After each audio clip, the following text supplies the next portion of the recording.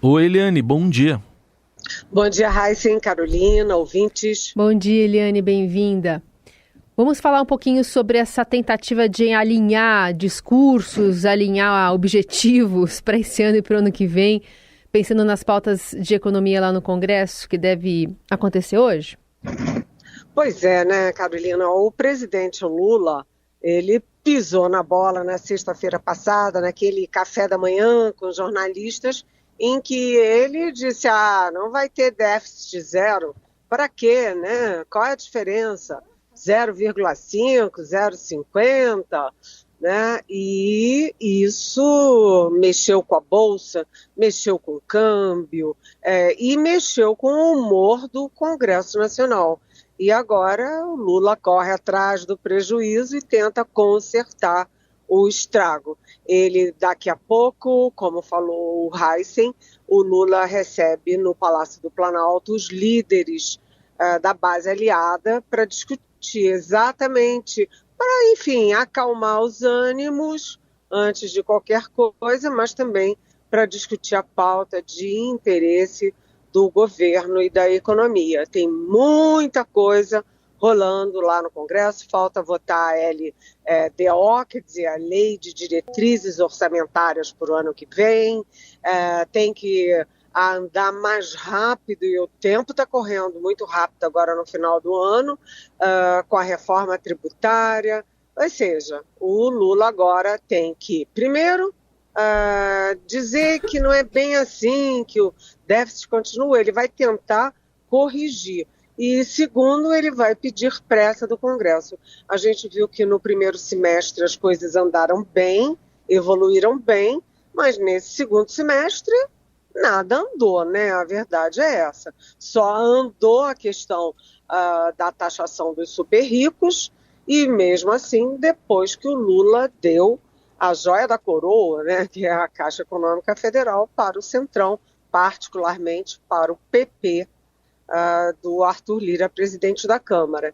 Então, tem que azeitar essas relações aí. A coisa não tá boa, gente. Vamos acompanhar a atualização também lá nas plataformas do Estadão desse encontro de logo mais do presidente Lula, mas que tem a ver ainda com o que foi dito ontem pelo ministro Fernando Haddad, numa coletiva em que ele reagiu mal às perguntas sobre o déficit zero, depois dessa fala do presidente que você citou, Eliane. Mas vamos ouvir o que disse o ministro para você comentar. Ele citou um pedido do presidente por uma reunião exatamente com os líderes do Legislativo, essa que vai ter daqui a pouco, para a apresentação de medidas que possam ser antecipadas para que a Fazenda tenha mais chances de zerar o rombo das contas públicas. O que eu levei ao presidente foram os cenários possíveis. E se eu tiver que antecipar medidas que eu ia tomar em 2024, eu encaminho. O meu papel é buscar o equilíbrio fiscal. Eu farei isso enquanto eu estiver no cargo. E o que eu puder fazer para que esse equilíbrio seja atingido, eu vou fazer. Agora, eu preciso de apoio político, preciso do Congresso, preciso do Judiciário, que da minha meta está estabelecida. Ele falou em minha meta, Eliane, e falou enquanto estiver no cargo. E falou o seguinte, e eu preciso do apoio político do Congresso, do Judiciário, faltou dizer, e do presidente da República, né? Porque se o presidente da República é o primeiro a jogar a toalha, por que o Congresso e o Judiciário vão perseguir o déficit zero? Né? Na verdade, o problema do Haddad não é o Judiciário, não é particularmente o Congresso, é também, né? A gente tem que admitir. Mas o problema dele maior é que o Lula não dá muita bola para isso. O Lula tem uma visão antiquada da economia, aquela história de que um pouco de inflação não faz muito mal, um pouco de déficit também não faz muito mal. Bom é gastar, né? E o Lula está sendo emprenhado pelo ouvido pela ala do PT, que também tem essa visão mais antiquada da economia e que tem um porta-voz poderoso dentro do governo, que se chama Rui Costa, que é o chefe da Casa Civil. Agora, ontem, na entrevista, o Haddad estava cheio de dedos porque ele não podia concordar com Lula, nem discordar do Lula, né? Então ele estava com um ar muito cansado, abatido, né, e mal-humorado, exatamente. Você disse irritado, Raíssa, exatamente. Ele reagiu mal às perguntas naturais e óbvias sobre o déficit, né, e ele jogou a culpa no Supremo e no Congresso. Disse que em 2017, né, o Supremo tomou uma decisão em relação a uma empresa de cigarros, né, de empresa de cigarros, que vai custar à Receita 4,8 bilhões de reais. E ele ainda disse, pois é, a Receita vai ter que devolver esses 4,8 bilhões para a empresa, mas quem pagou não foi a empresa, quem pagou foi o consumidor, foi o fumante, né?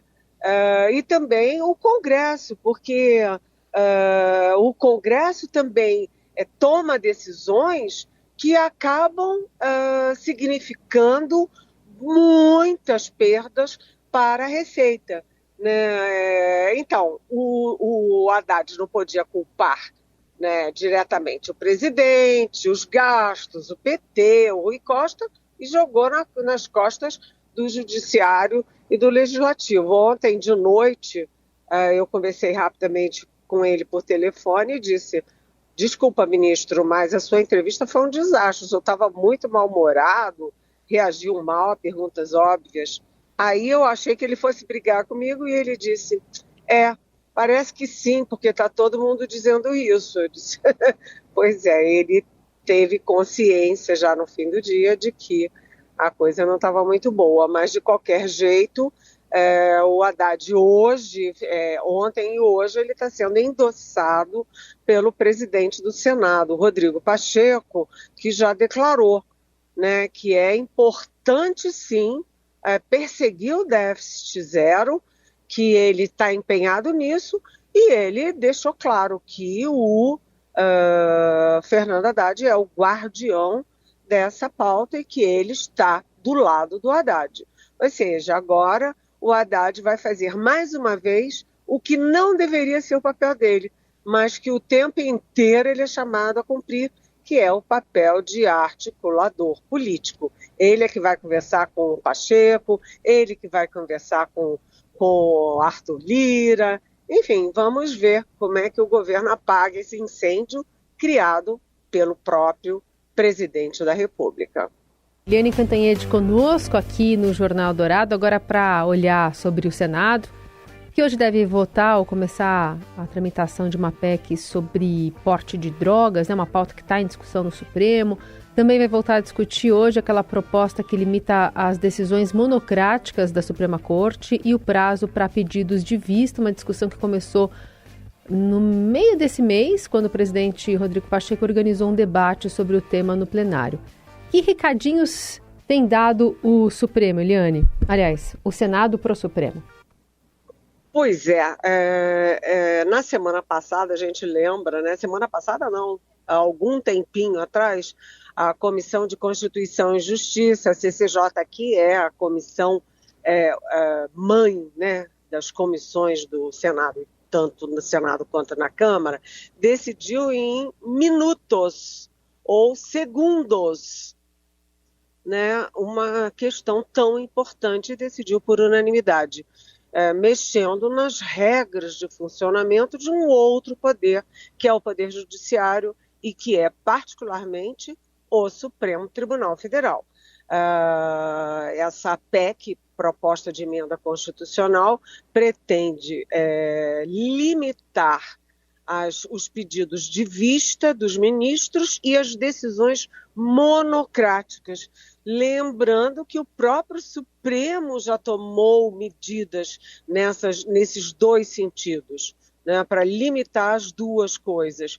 Mas, na verdade, o Senado está numa guerra aberta contra o Supremo Tribunal Federal, e uma guerra pior, que é liderada nada mais, nada menos do que pelo presidente do Senado, Rodrigo Pacheco. Então, e a gente achava que eles iam empurrar com a barriga, dava um susto no Supremo, mas depois dava uma recuada e tal, mas não é isso que está acontecendo. Hoje, essa proposta vai avançar e com o seguinte detalhe, ele já tem até um prazo para votação em plenário, e um prazo rapidíssimo de 8 de novembro. Eles querem aprovar uma coisa tão simbólica, né, que é a interferência em outro poder, até o dia 8 de novembro ainda esse ano a toque de caixas. Ou seja, é uma guerra declarada, sim. E é importante saber agora se a Câmara vai embarcar nessa guerra ou se a Câmara vai dar uma recuada e vai tentar acalmar os ânimos. Eliane, e agora falando da guerra, inclusive nesse momento estão ocorrendo bombardeios em Gaza, agora lá meio de tarde, acabou o horário de verão, então 2h23 da tarde lá nos territórios palestinos, também em Israel. Mas a ONU terminando hoje a presidência do Brasil no Conselho de Segurança e de uma maneira ainda que sem sucesso para se conseguir alguma resolução aprovada. Pois é, né? Hoje é o último dia da presidência do Brasil, a presidência rotativa, né?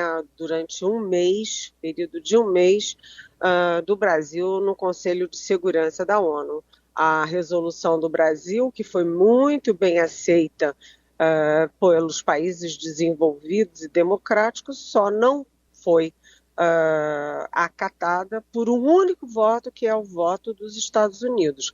Ou seja, os Estados Unidos impediram uma trégua humanitária numa chacina que está acontecendo, né? Um genocídio.